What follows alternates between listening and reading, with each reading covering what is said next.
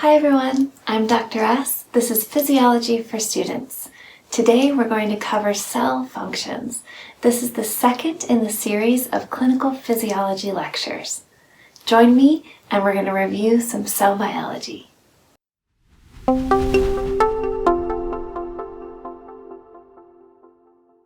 Okay, so today we're covering cell functions. Our learning objectives are to define the basic unit of life, which is the cell. We're going to look at the organization of the cell, including the molecules found within the cell, the basic organelles found within the cell, and the major processes and functions of the cell. All of this goes along with Chapter 2 of Guyton and Hall if you're going to be following along in the textbook. So first, cells are the basic unit of life. Cells can be found in prokaryotic and eukaryotic organisms. Prokaryotes include bacteria and other microorganisms. Eukaryotes include plants and animals and related organisms. Viruses, on the other hand, are not considered to be living things. There is some controversy, and in fact Guyton talks about viruses as being living things. But if we look in general cell biology, what we see is that to be a living thing, not only do you have to be composed of cells, but you also need to have other functions, including reproduction. Viruses cannot reproduce without a host cell, so we don't consider viruses to be living things. So first, let's look at some of the major molecules found within the cells of the body. Primarily, cells are 70 to 85% water.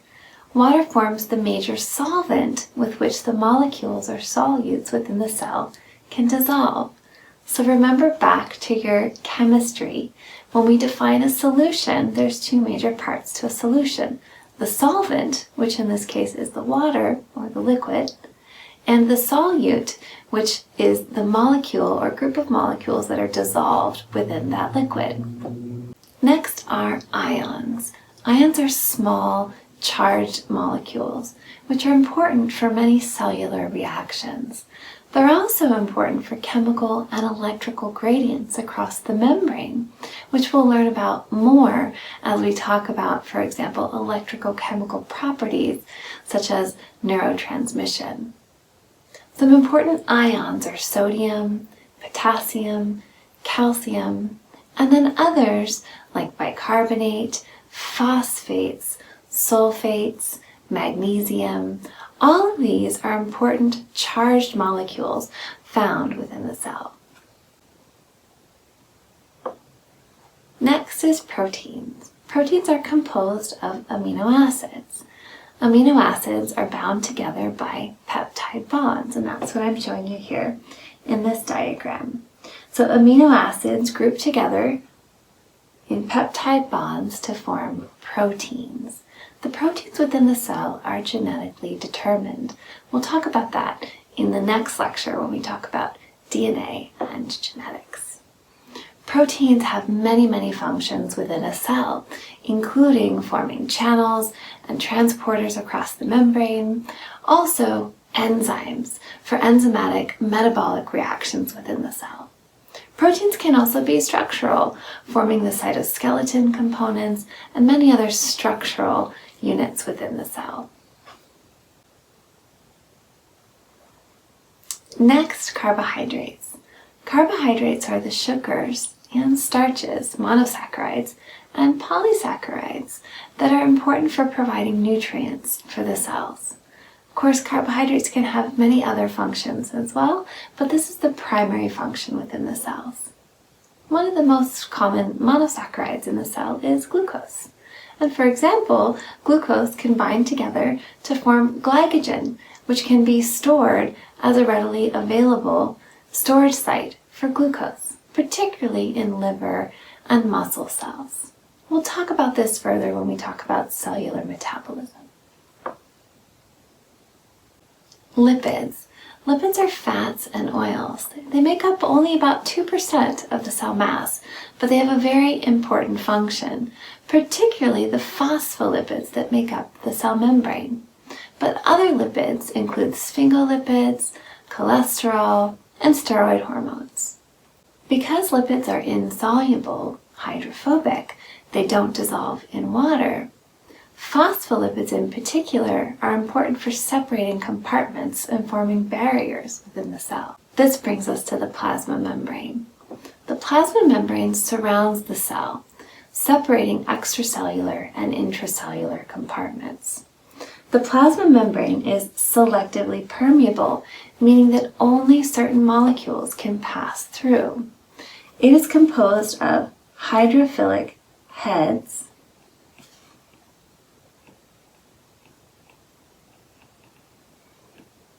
and hydrophobic tails in a bilayer.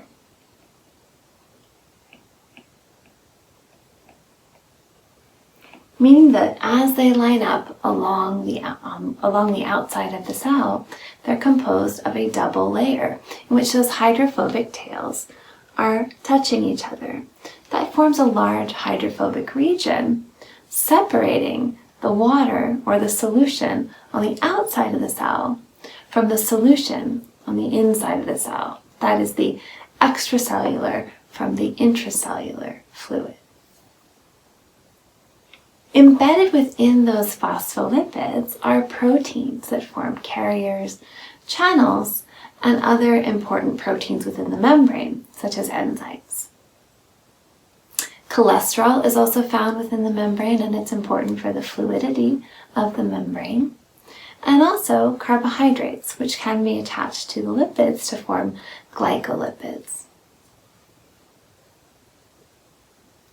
It's important to remember from your general cell biology that small nonpolar molecules can easily cross the membrane. This includes things like gases, carbon dioxide, oxygen, small lipids like steroid hormones, urea. Those can easily get across this selectively permeable barrier. Anything else, however, large or charged molecules require a channel or a transporter to get across the membrane. And this is why we say the membrane is selective. If the channel or transporter is not present, or if it's not open, those large or charged molecules cannot cross the membrane. So here's a nice model of the plasma membrane. What you can see here are the embedded proteins within the phospholipid bilayer.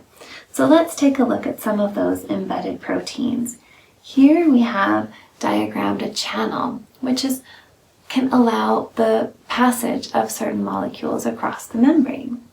We also have integral proteins that span across the membrane, surface proteins, which can either be on the internal or external surface of the membrane, and you'll see dotted through some cholesterol molecules, as well as our glycolipids. If it's been a while since you've looked at the model of a membrane, pause here and review. Next, organelles. Organelles are key structures within the cell. There are many different organelles with many different functions for the cell. I also want to point out that often when we look at these model cells, they're sort of an amalgamation of a bunch of different types of cells. Really, no cell looks like this model cell. We sort of throw everything in there so we can talk about all of their functions. It's important to know that specialized cells, for example, something like a muscle cell, is specialized for its function. So a muscle cell is going to be absolutely packed with specialized organelles, slight variations on the organelles that are shown in this general cell. For example, muscle cells contract or produce contractile movement. So they're absolutely packed with contractile organelles called myofibrils. They also need a ton of energy for all of that contraction. So they're going to have a lot more mitochondria than the average cell. So keep in mind when you look at specific cell types, there's going to be variations of the organelles pictured here. The important organelles are listed here. Pause here to take a list for yourself, and you can take some notes as we go through these. Can you label the parts of a cell? Do you remember? I know for me personally, I think it was, is it second grade when you make those little candy models? You put in jelly beans for mitochondria and who knows what else for building this model of a cell when you're in grade school. I think we all did it. We've all been looking at the parts of a cell for a good portion of our education. So why do we need to review them again and again and again? Well, in this case, we need to start thinking about them clinically. So what would happen if we had a disruption in the function of a particular organelle? What would happen if something changed? When we learn about a particular disease that affects, for example, a lysosome or mitochondria, what would we expect to happen? So keep that in mind as we go through that we're going to take this to a more clinical level now. I'm going to provide you with a handout. I love this diagram. This is from one of the Pearson textbooks that I used to use years ago. This is a good summary of all the different functions of the organelles. So I'll provide this PDF on our website, and if you would like to review it, you can use this to help you through. Of course, you can also read in the textbook. Let's start with the nucleus. The nucleus contains the DNA. DNA, of course, being the genetic material containing genes. Genes encode proteins, which are very important for many of the functions of the cell. Also, the DNA has to be replicated when the cell reproduces. So this is an important site of replication and cell division. Within the nucleus, we have the nucleolus. The nucleolus stains very dark when we stain our cells, and the nucleolus contains a concentration of ribosomal RNA. We put several organelles together to form the endomembrane system. The endomembrane system starts with the nucleus, with the nuclear membrane, and it's an inner network of membranes important for molecule synthesis. So the synthesis of molecules starts within the nucleus where the genetic information is. And it then goes into the endoplasmic reticulum, which is also surrounded by membranes, meaning that it's a separate compartment from the rest of the cell. Molecular synthesis and detoxification can happen within the endoplasmic reticulum. If it's proteins, it requires ribosomes. That's going to require the rough endoplasmic reticulum, or free ribosomes if we're not talking about the endomembrane system. From there, molecules will be packaged into vesicles. Vesicles then will carry these molecules in a membrane to the Golgi apparatus. The Golgi apparatus also has its own membrane where these molecules can be packaged and sorted and then transported again in vesicles throughout the cell or to the cell membrane where they can form secretion vesicles or secretory vesicles. The endomembrane system then is a continuous network of organelles surrounded by membranes that help with molecular synthesis, starting at the nucleus and ending with the Golgi apparatus. Next, energy production. We all know that mitochondria are the powerhouse of the cell. No one ever forgets that. So the mitochondria are very important for energy production in the form of ATP. ATP is adenosine triphosphate. It has 3 energetic phosphate bonds that can be used as currency or the money for the cell that the cell needs for energy. The mitochondria contain very important set of enzymes for the citric acid cycle and oxidative phosphorylation, the primary metabolic reactions for converting glucose into ATP. We'll talk about this in the cell metabolism chapter. It's also important to note that mitochondria have their own set of DNA, mitochondrial DNA, and they can replicate themselves.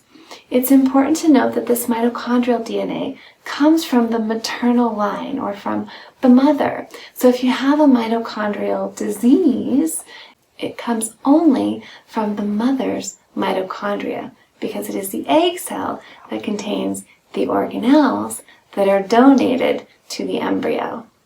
Mitochondrial genetic diseases then require an understanding of the mitochondrial DNA in addition to the genetic material that's within the nucleus. All right, movement. I'm a little biased. I think cell movement is so cool. You guys have to Google some of these videos.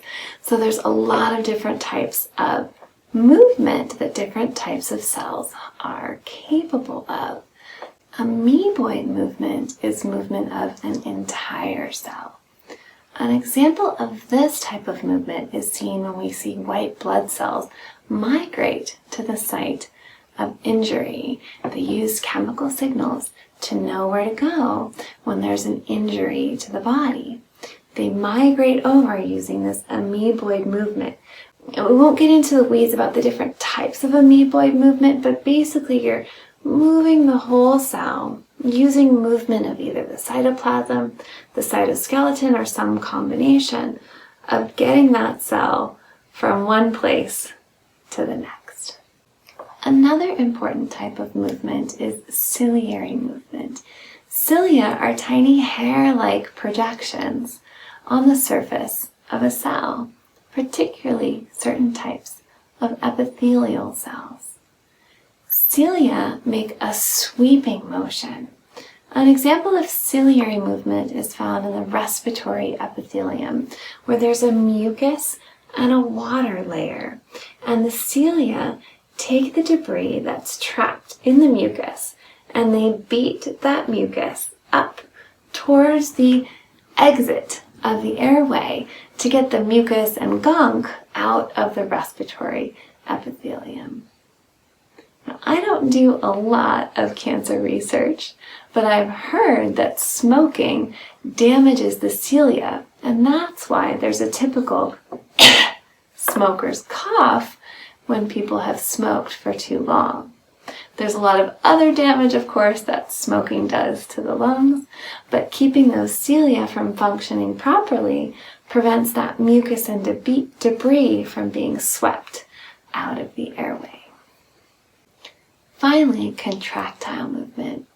Contractile movement uses specialized units of actin and myosin protein to shorten portions of the cell. A contraction is a shortening of the cell, and the interactions of actin and myosin can either elongate or shorten a cell for that cell to be able to move. This is done in lots of different types of cells, but particularly we'll talk about it for skeletal and cardiac muscle movement. All right, on to a few other specialized functions. Cellular digestion is the breakdown of parts of the cell. This is primarily done by lysosomes. Lysosomes are filled with acidic digestive enzymes that can break down cell debris, worn out old organelles, and portions of the cell. Breaking down of self or portions of the cell is called autophagy, or eating of the self. There's also autolysis, which is breakdown of the entire cell. And there are other ways in which cell digestion are important. So when we look at immune cell function, for example, phagocytosis combines the function of cellular eating or taking in things into the cell and the lysosome, which is breaking those things down.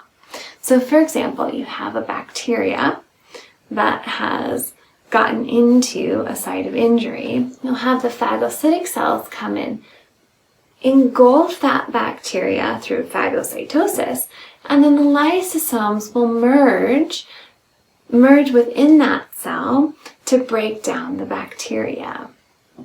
So bringing in components into the cell is called endocytosis. If it's just a small amount of fluid or small particles, that's pinocytosis, or cell drinking tiny little things, bringing tiny things into the cell.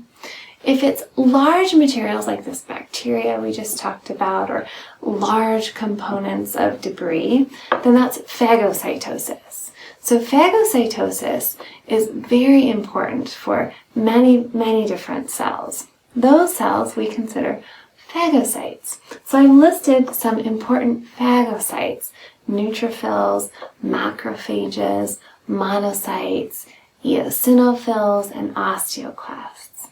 These are all important phagocytic cells within the body. All right, that's it for cell functions. For further reading, please see Chapter 2 of Guyton and Hall. If you have any questions, please put them in the comments below. If you'd like to do a challenge, stick around, and we have some challenge questions coming up next.